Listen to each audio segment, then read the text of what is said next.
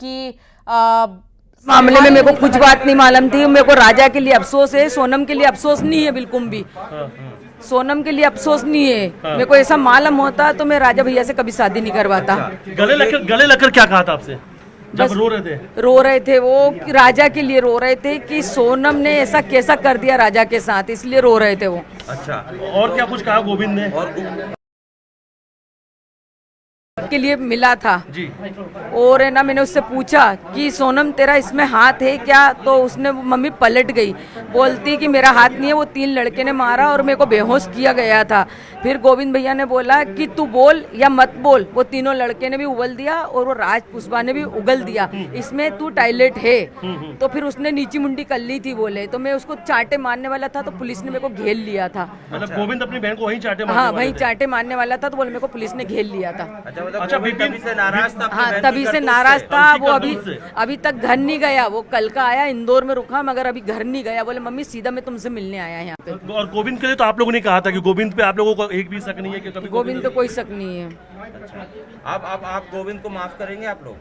हाँ, मैंने गोविंद को माफ कर दिया। गोविंद को माफ कर दिया, और अब गोविंद और आप सभी लोग मिलकर सोनम को सजा दिलाएंगे? सजा दिलवाएंगे। अच्छा, एक चीज और है कि गोविंद ये कहा कि जैसी बात हुई सोनम से, उसने फोन लगाकर विपिन को ये बात कही कि ये माने या ना माने वो हत्याधीन है। ये बात कही थी। विपिन भैया को तुरंत ही पूछा उनने कि मेरे को इसकी बातों से पता चल गया कि इसने हत्या की, क्योंकि मेरी बहन में से निगाह नहीं मिला पा रही थी, क्योंकि बचपन से उनने उसको देखा था गोविंद भैया ने।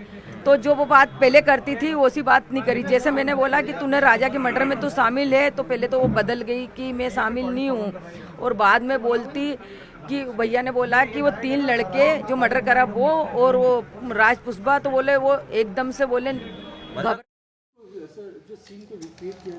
Yes, after a few days and all that. Sir, yes.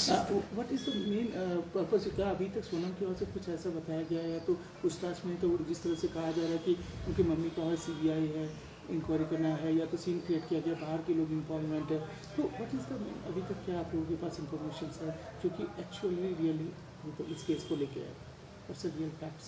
Okay. I could follow your question. Yeah, what's the real actual facts about this case investigation of the any accused they can confirm, or any clue you can get for this investigation on this accused? Sir? No, like in the beginning we had after the second we cobbled up whatever evidence we had, and we which directed us to the accused. Investigation will progress now, and if any more accused or anybody involved in all that, we will progress in that direction also. Any confirmation sir कि सोनम ने इसको कबूल किया कि वो इस murder में शामिल है या उनके द्वारा किया गया है कुछ?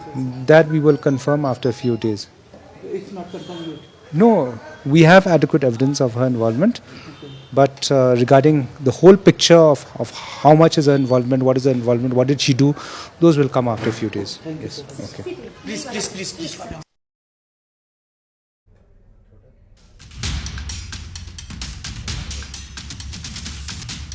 तो सोनम ने गुनाह किया है, ये गोविंद का कहना है। मेघालय पुलिस से हम माफी मांगते हैं, क्योंकि कुछ समय पहले तक मेघालय पुलिस की जांच पर सवाल खड़े हो रहे थे कि पुलिस ढंग से जांच नहीं कर रही है, पुलिस ना ही सपोर्ट कर रही है, वकील मेरी तरफ से होगा इस केस में, ये भी गोविंद ने कहा।